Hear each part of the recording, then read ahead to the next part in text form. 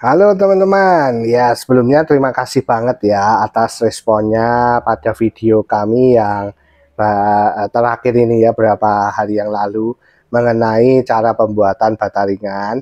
Terima kasih sekali dan jangan takut bertanya, jangan takut berkomentar ya. Teman-teman, di sini saya ingatkan di video saya ini kita semua ini berbagi info ya. Jadi tidak ada yang menggurui, kita sama-sama belajar mendapat info baru, dan saya selalu berharap itu bisa bermanfaat bagi teman-teman sekalian dimanapun berada ya. Nah, terkait dengan berbagai pro dan kontra, perlu ada yang saya luruskan tampaknya ya, terkait dengan berat bata ya. Nah gini ya teman-teman, ada kesalahan persepsi mengenai istilah bata ringan. Nah, apa sih bata ringan itu? Mungkin di video saya sebelumnya sudah ya, cuman secara definisi. Jadi gini ya teman-teman, bata ringan disebut bata ringan itu bukan lantas beratnya itu cuman sekilo, setengah kilo, atau bahkan seringan kapas gitu, enggak ya. Tetap bata itu memiliki berat ya. Tetapi kenapa dia disebut ringan? Karena memang secara hitungan struktur, kalau bata ini dibandingkan dengan bata yang lain, misal bata merah, batako, ya itu lebih ringan ya. Nah, contohnya gini, satu keping bata ringan itu kalau tebal 10 cm itu lebarnya tingginya 10 cm, 20 cm, kemudian panjangnya itu 60 cm ya. Itu kalau bata merah itu kecil ya, sekitar 10 cm kali 20 cm kali 4 cm. Nah, jadi kalau dibandingkan apple to apple ya, per keping ya jelas bata merah lebih ringan karena dimensinya itu lebih kecil. Nah, tetapi kalau per struktur, misalnya hitungannya kubik, itu beda teman-teman. Kalau bata ringan, satu kubiknya itu kalau tebal 10 cm itu dapatnya sekitar 83 keping, itu ditimbang cuma 500 sampai 595 kilo. Ya, sementara kalau bata merah, jelas Anda akan dapat kepingnya lebih banyak ya, karena dimensinya kecil.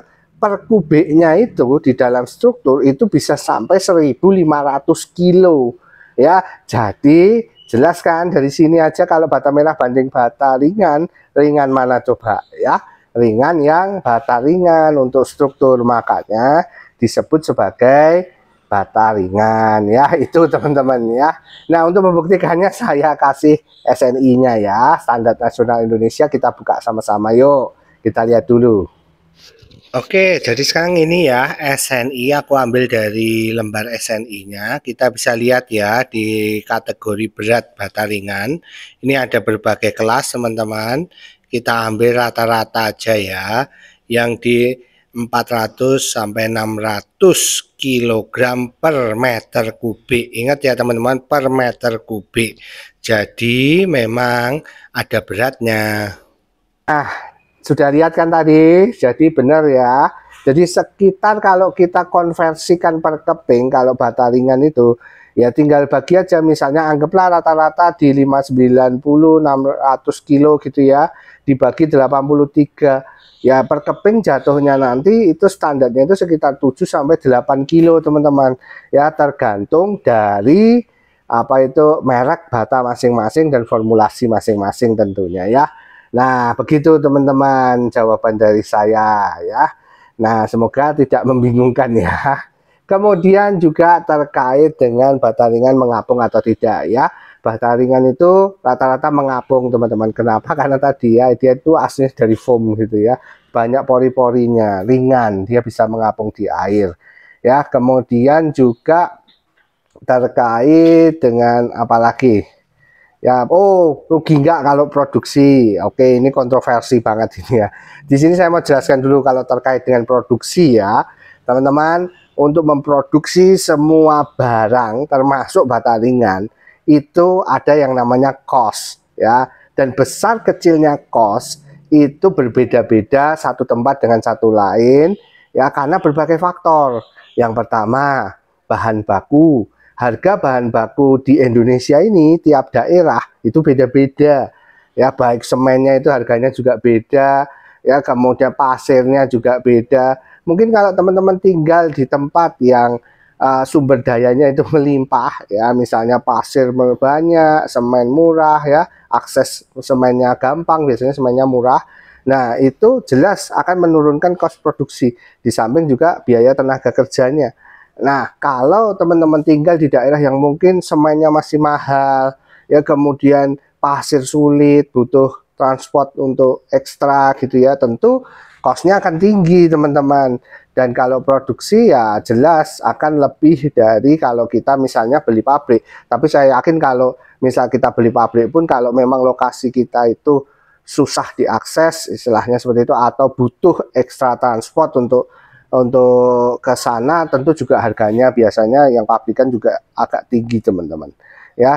Jadi dihitung aja teman-teman ya, jadi bukan lantas kita bikin ini pasti rugi ya, enggak, bikin ini pasti untung ya, enggak sih ya.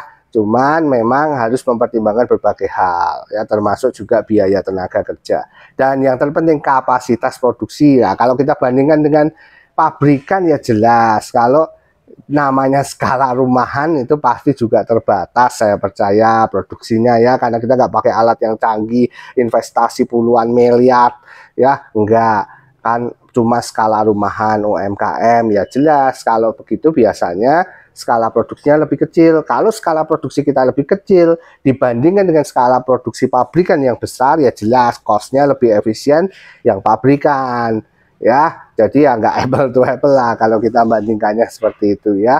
Nah, kemudian juga apa namanya, kalau di tempat teman-teman bataringan masih langka, pabrikan belum terlalu perang pasar, beda ya. Kalau kayak kami di Jogja ini ya perangnya luar biasa, karena memang apa, merek itu banyak sekali, dan kita satu sama lain ya berkompetisi, biasanya harganya ya remuk ya. Kalau seperti itu ya teman-teman agak berat menyaingi.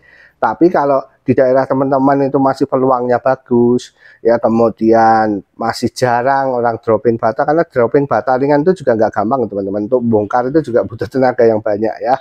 Nah, itu masih bisa menjadi peluang buat teman-teman. Jadi yang tahu rugi atau enggak, kalkulasi teman-teman sendiri ya.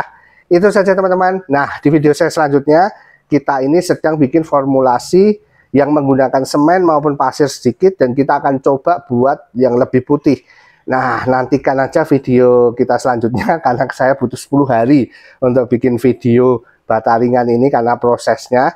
Dan kalau teman-teman nggak mau ketinggalan, subscribe aja, klik tombol loncengnya ya. Nanti kalau sudah diupload, teman-teman bisa lihat. Oke, itu dulu teman-teman, nggak usah panjang-panjang. Yang mau komentar, mau tanya, mau menjawab, mau diskusi, silahkan tuliskan di kolom komentar ya. Semoga bermanfaat ya.